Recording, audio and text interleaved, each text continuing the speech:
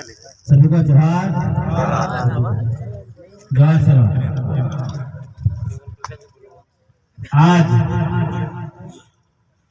बालू भाई कामत के समर्थन में आए हुए मेरे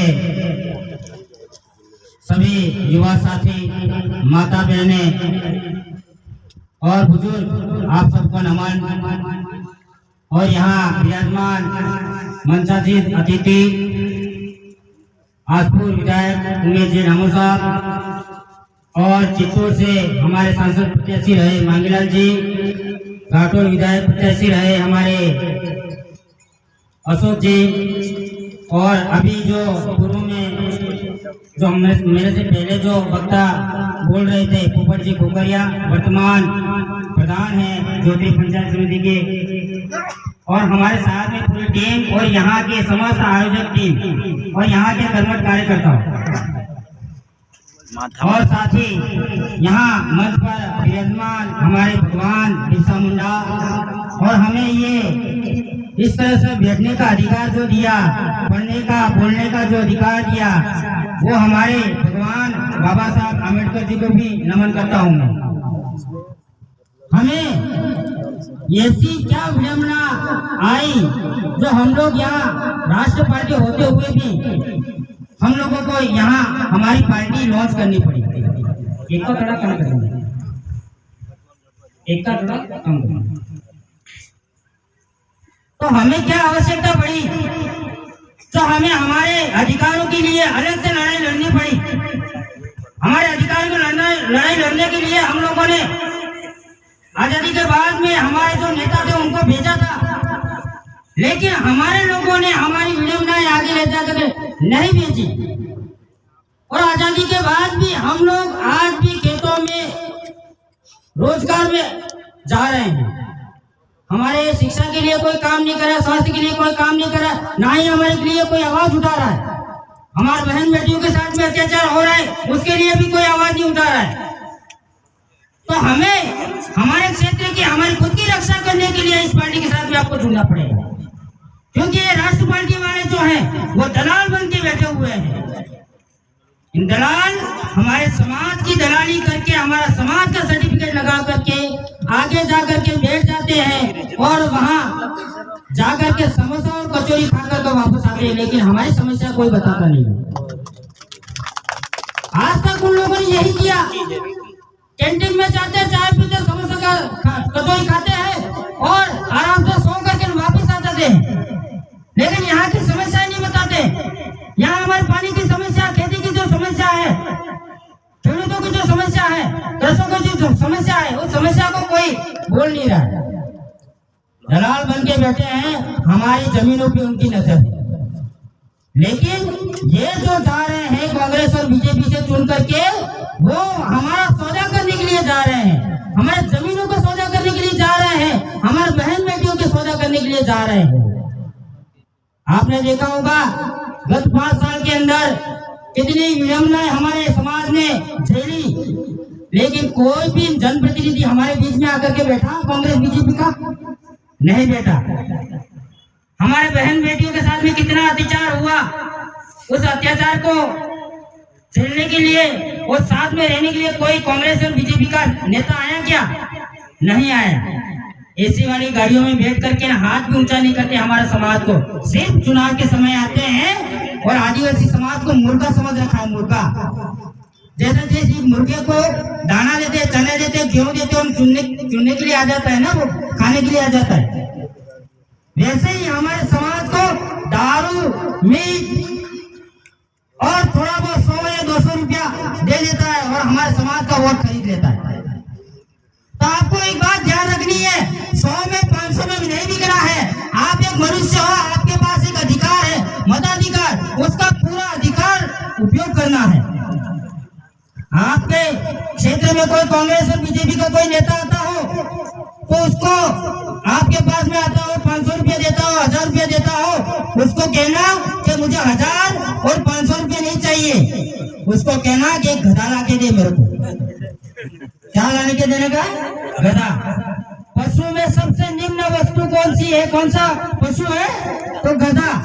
तो मुझे सिर्फ एक गधा लाके दे दे, क्योंकि मुझे पानी दूर से लाना पड़ता है, कम से कम आ जाएगा तो मैं उसके ऊपर रख करके पानी लाऊंगा, मिट्टी लाऊंगा, कुछ ना कुछ तो काम करूंगा, तो मेरे को एक गधा लाके दे दे। तो मार्केट में जाएगा, गधे का भाव 25,000 50,000 चल रहे हैं। क्या चल रहे हैं? गधे के भाव 25,000 और 50,000 के बीच में चल रहे हैं, और आपको खरीदने के लिए वो आ रहा 100 रुपया, 200 रुपया, 500 रुपया, 1000 रुपये में। तो आपकी इज्जत गधे से भी गई गुजरी है क्या? है? आपका जो मताधिकार है वो गधे से भी गए गुजरा है क्या? एक गधे का भाव 30,000 से 25,000, 50,000 ऐसे भाव लगता है, और आपका 100 रुपये से भाव स्टार्ट होता है। तो आप देख लो आपकी इज्जत कौन सी है, कितनी है। बिकने वाले ध्यान रखना, गधे से भी गए गुजरे मानूंगा मैं आप सबको। बिकना नहीं है, यहाँ टिकना है। और आपको कभी ये नहीं सोचना है कि इस मीटिंग के अंदर तो मीटिंग ज्यादा जनसंख्या है ही नहीं, ज्यादा भीड़ है ही नहीं।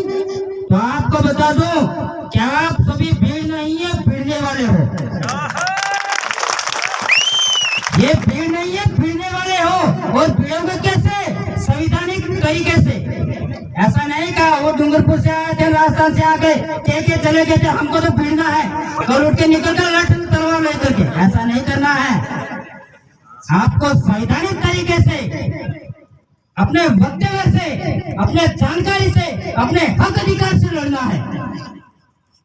तो उस हिसाब से हमको तैयारी करनी है। कल उठ के हमने सोच लिया होता राष्ट्रीय पार्टी हमारे क्षेत्र में बड़ी बड़ी है, वहाँ राष्ट्रीय लेवल के मंत्री संत्री है, इसके बावजूद भी हम लोग बैठक करते थे। आपकी तो बहुत ज्यादा है, हमसे 10 गुना पब्लिक आपके साथ में यहाँ इस जगह पे बैठी हुई है। हम लोग जब मीटिंग करते हैं उस समय 10, 15, 25, 30 ये रहे मंगलम जी, उनकी बैठक होती थी तब इतने ही होते थे। लेकिन वहाँ इतने ही भिड़ने वाले लोग थे, संवैधानिक तरीके से भिड़ने वाले लोग थे। तो आपके बीच में कितने विधायक बने इस पार्टी से?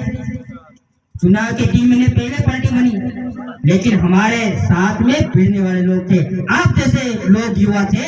इसीलिए डरने की आवश्यकता नहीं है गामर साहब कि ये आपकी जनता है, आपको दिल्ली जाकर भेजेगी और आप इस क्षेत्र के लिए हक अधिकार की बात करोगे, यहाँ की जो समस्या है उस समस्या की बात करोगे, शिक्षा की बात करोगे, स्वास्थ्य की बात करोगे। और आधी रात को भी हमारे बहन बेटियों पर कोई अत्याचार होता है तो आप लोग यहाँ आकर के इनके साथ में बैठोगे।